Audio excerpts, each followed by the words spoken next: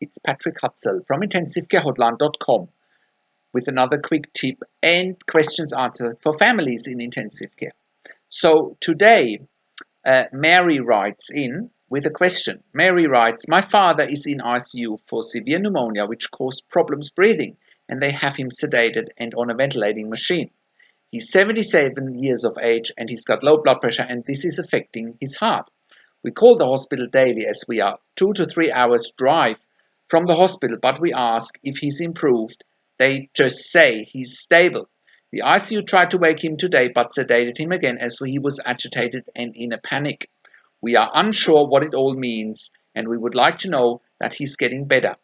We understand this is going to take time, but we don't know exactly what and why they're keeping him sedated and feel they're not telling us everything. And we're also unsure what to ask as we're frightened and don't want to be negative. We are just unsure of the correct questions we should be asking as we're not medically trained in any way and find it all very confusing.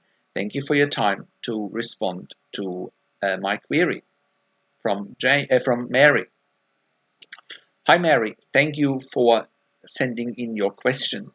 So there's a number of things to look at in your situation. Your dad is in ICU with a severe pneumonia and he's now on a ventilator and in an induced coma. So the question really is, why did he end up on the ventilator in the first place? Were they not able to treat the pneumonia, without getting him on a ventilator? Did he have BiPAP, for example? Did he have high flow oxygen therapy? Did they start antibiotics early enough? So those are all questions that you may want to ask why he went on the ventilator in the first place, right? Why could he not maintain a safe airway? And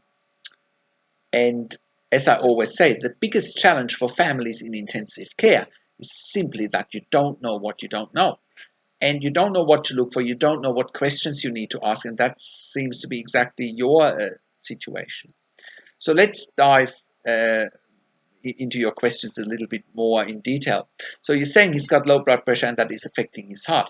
Yes, he's got the pneumonia and he's probably hypotensive because of that, because of the infection, which often means in ICU the combination of an infection, low blood pressure, as well as sedation causes low blood pressure to the point where that needs to be supported, because otherwise it may not be sustainable with life or compatible with life. And therefore inotropes or vasopressors are started to maintain a physiological blood pressure. Inotropes or vasopressors that are often used in ICU are noradrenaline, norepinephrine, adrenaline or epinephrine, and for a weak heart sometimes also dobutamine or milrinone.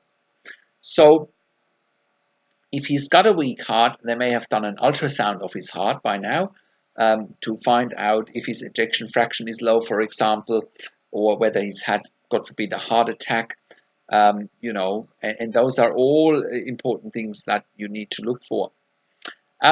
You see, you're saying that when you call the hospital and you ask them if he's improved, they just say he's stable.